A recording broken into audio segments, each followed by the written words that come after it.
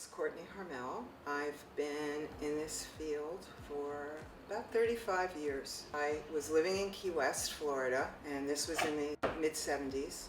We did this big festival of the arts and life, and somehow I connected with people on the mainland that were producing a show about art and artists in the Keys.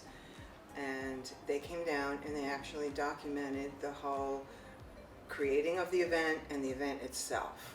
And a light bulb went off in my head as I saw these people schlepping over the sands, dragging cables with this big 3/4 inch equipment, that this was a way that I could do everything I wanted to do without defining myself as a painter, as a writer, as a musician.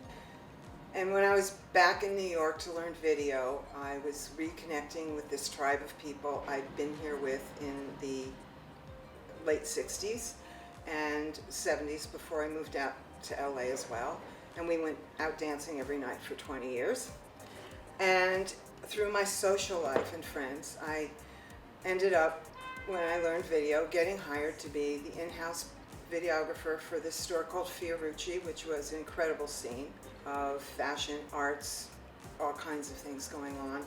And also the in-house person for Limelight, which was a club. There was this whole tribe of us, and we were just all having a great time doing it all together.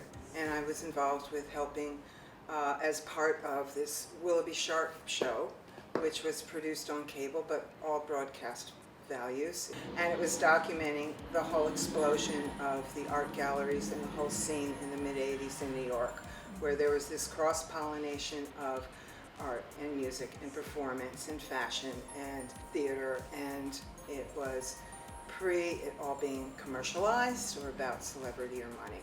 And that started to happen as we got more into the 80s, but it was a very exciting time.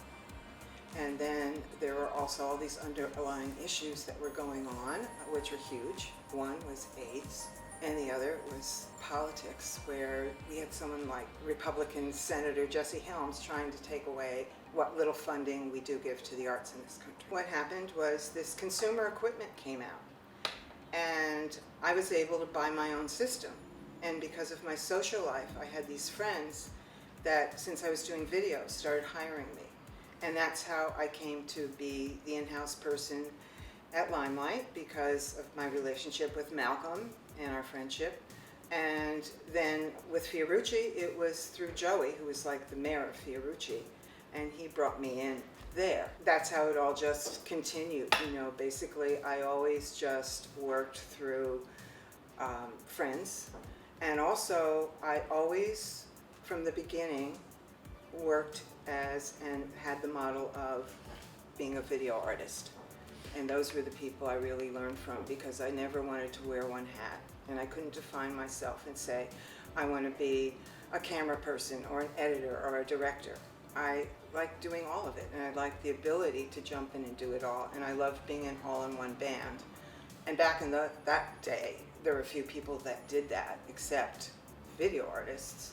You know, I'd have to show up at this club, and there was going to be a show, and I'd be there for the rehearsals and the performance, and I'd get the backstage stuff, and then I'd be up on a ladder, you know, waiting for the show to start. And in the clubs, they do a whole theme evening, so it was a Fellini night or the James Bond night, so it was a stage show, but then there were vignettes set up all over the club. I had installations in the store windows of Fiorucci. I did a Father's Day exhibition in Barney's windows, where I had 3 monitors, and they were representing the Armani man and what was going on in his head, etc. You know, they were mixing the arts and fashion. There, you know, this man Simon Doonan was with Barney's then, and he was the person who was really developing that, you know, in the retail arena, as well as Fiorucci, which was an extraordinary place. And then I documented the second mermaid parade that ever happened, which was absolutely fantastic. And I had been working with Joey Arias for as long as I was doing video, who is an extraordinary performer and a dear friend, known him since he was 16. and he had this ongoing rock opera called Mermaids on Heroin.